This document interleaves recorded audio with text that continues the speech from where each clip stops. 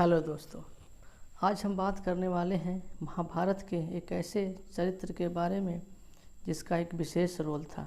जी हाँ, मैं बात कर रहा हूँ महाभारत की कुंती के बारे में। तो चलिए शुरू करते हैं। महाभारत में कुंती पांडवों की माता का नाम था। यदुवंश के राजा सूरसेन के यहाँ एक पुत्र वासुदेव और एक पुत्री कुंती का जन्म हुआ था। कुंती का बचपन का नाम पृथा था, जिसे बचपन में ही राजा सूरसेन ने अपनी बुआ के संतानहीन लड़के कुंती भोज को गोद दे दिया था, जहाँ कुंती भोज ने इस कन्या का नाम कुंती रखा। मैं आपको बता दूं कि कुंती वासुदेव की बहन और भगवान श्री कृष्ण की बुआ थी।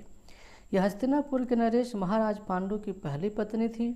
महर्षि दुर्वासा के एक वरदान के कारण कुंती किसी भी देवता का आवाहन कर सकती थी और उन देवताओं से संतान प्राप्त कर सकती थी। पांडु एवं कुंती ने इस वरदान का प्रयोग धर्मराज वायु एवं इंद्र देवता पर किया और अर्जुन को तीसरे पुत्र के रूप में राजा इंद्र से प्राप्त किया। इस प्रकार अलग अलग देवताओं से कुंती ने पुत्र को जन्म दिया, जिसमें यमराज और कुंती के पुत्र युधिष्ठिर, वायु और कुंती के पुत्र भीम, इंद्र और कुंती के पुत्र अर्जुन थे। विवाह से पहले कुंती ने सूर्य देव का आवाहन किया था और उसके गर्भ से कवच कुंडल धारण किए हुए एक पुत्र उत्पन्न हुआ, जिसका नाम कर्ण था, जिसे कुंती ने लोक लाज के भय के कारण एक मंजूषा में रखकर रात्रि को गंगा में बहा दिया। कुंती एक तपस्वी स्त्री के साथ साथ हस्तिनापुर साम्राज्य की महारानी और इंद्रप्रस्थ साम्राज्य की राजमाता थी।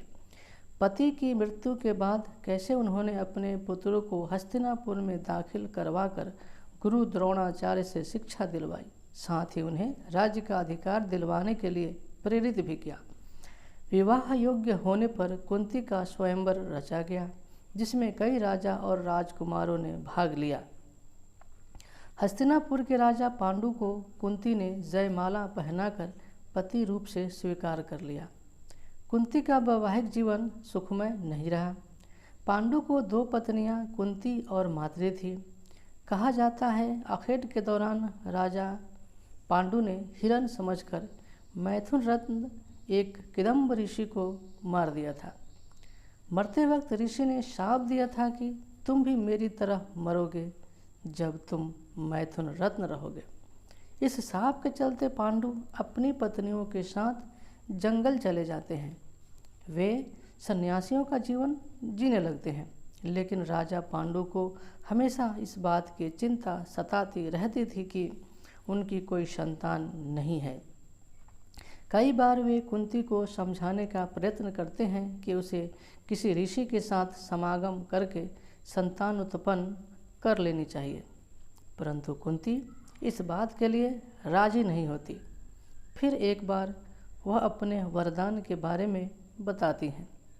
तब पांडु की अनुमति से युधिष्ठिर, अर्जुन, भीम आदि संतान उत्पन्न करती हैं। कुंती माद्री को दुर्वासा ऋषि द्वारा दिया गया मंत्र सिखा देती है, जिससे माद्री दो अश्विनी कुमारों का आह्वान करती है, जिससे उन्हें नकुल और सहदेव नाम के पुत्रों की प्राप्ति होती है। वन में नदी के किनारे राजा पांडु अपनी पत्नी माद्री के साथ भ्रमण कर रहे थे। वातावरण अत्यंत रमणीक था और ठंडी शीतल हवा चल रही थी। अचानक ही वायु के झोंके से माद्री का वस्त्र उड़ गया। इससे पांडु का मन चंचल हो उठा और वे मैथुन में प्रवृत्त हुए ही थे कि शापवश उनकी मृत्यु हो गई। कहते हैं कि माद्री उनके साथ सती हो जाती है। कुंती के चरित्र का दूसरा चरण, जो इससे भी ज़्यादा रोमांचक है, देखने के लिए चैनल को सब्सक्राइब करें। अति शीघ्र आने वाला है पार्ट